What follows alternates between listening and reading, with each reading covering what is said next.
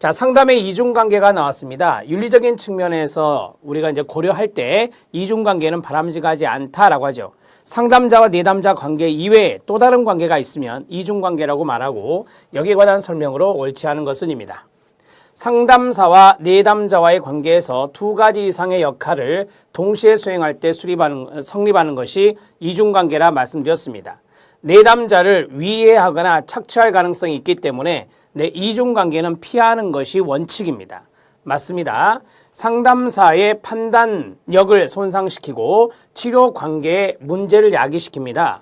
상담사의 판단력을 손상시킨다. 상담 이외에 다른 관계가 있을 수 있으면 이 상담사의 판단력이 손상될 수 있겠죠. 그래서 피해야 하는 것입니다. 맞습니다. 상담사와 내담자로 고쳐야 되겠죠. 내담자의 상담 교육을 위해 끊어요.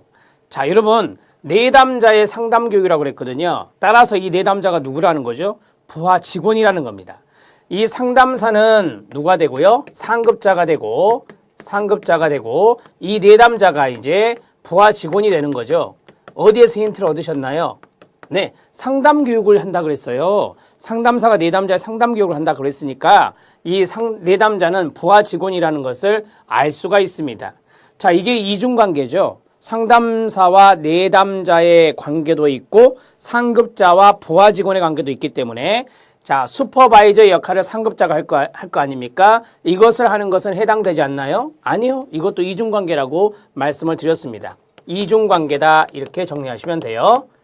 자, 그리고 5번 내담자와의 성관계, 이중관계에 해당될 수 있습니다. 맞습니다. 91번의 답은 4번이 답이 됩니다. 쉽게 풀 수 있는 문제였습니다. 어렵지 않습니다.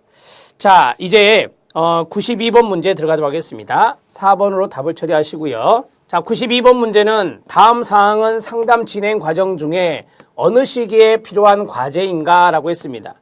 진행 과정에서 어느 시기인가를 찾아내시면 되는데 정말 쉬운 문제입니다. 우호적인 분위기 조성해라. 라포 형성, 긍정적인 친화관계 형성을 말하죠. 포자입니다, 여러분. 라포를 형성하는 거. 상담의 구조화, 답 나왔네요. 상담의 구조화는 언제 하는 것이 원칙입니까? 초기에 하는 게 원칙이죠.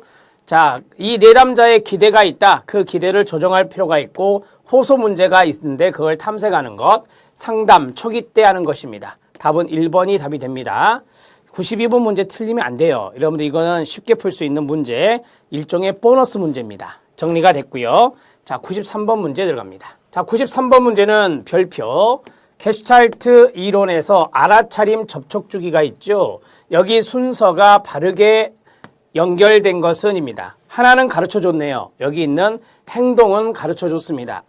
기억, 니은, 디귿, 리을, 미음 5가지가 있습니다. 자, 우리는 가장 처음이 뭐라고 배웠죠? 배경입니다. 자, 배경이 가장 먼저 있어요. 자, 배경은 관심의 초점이 되지 않고 관심의 뒷부분, 관심이 되지 않는 부분을 우리가 배경이라 합니다. 자, 그리고 우리가 가장 마지막에 있는 것이 뭔지 아시죠? 네, 게슈탈트의 해소입니다. 게슈탈트의 해소인데 해소를 할 때 바로 그 전에 환경과의 접촉을 통해서 게슈탈트가 해소되는 거예요. 그러면 배경에서 이게 신체 감각으로 떠오릅니다. 신체 감각으로 나타나게 되고 이러한 것들을 우리가 게슈탈트를 형성하기 위한 하나의 과정이다라고 하죠. 자, 이러한 감각을 알아차립니다.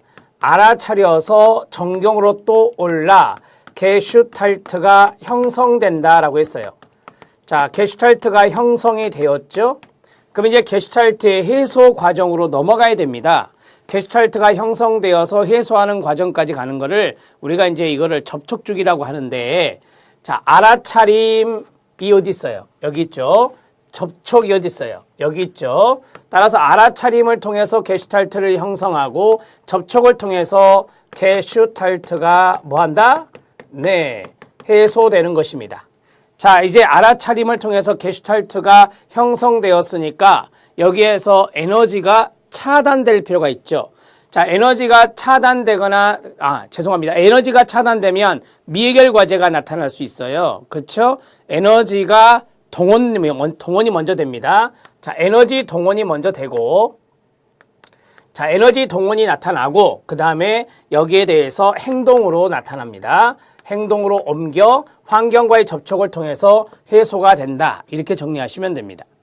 자, 우리는 가장 먼저 배경이 접촉 쪽에 가장 먼저라고 보시면 되고요. 접촉이 가장 나중이라고 합니다. 왜? 게슈탈트의 해소를 통해서 다시 배경으로 물러나거든요. 이런 것들이 계속해서 순환을 이룹니다. 그래서 우리가 이걸 주기라고 말하는데요. 배경, 감각, 그 다음에 알아차림, 에너지 동원, 그 다음 행동, 그 다음에 접촉 이렇게 됩니다. 그런데 이 자리에 만약에 에너지가 차단이 됐다. 에너지가 차단되면은 게슈탈트가 해소되지 못할 거 아닙니까? 게슈탈트가 형성되지 못하거나 해소되지 못하는 것을 미해결 과제라고 해요. 그 나중에 문제 한 문제 있더라고요. 그때 보면 됩니다. 자, 배경, 감각, 알아차림, 에너지 동원, 접촉 이렇게 해서 2번이 답이 됩니다. 자, 제가 이제 설명을 쭉 해드렸고 여기에 대해서 암기법이 있습니다.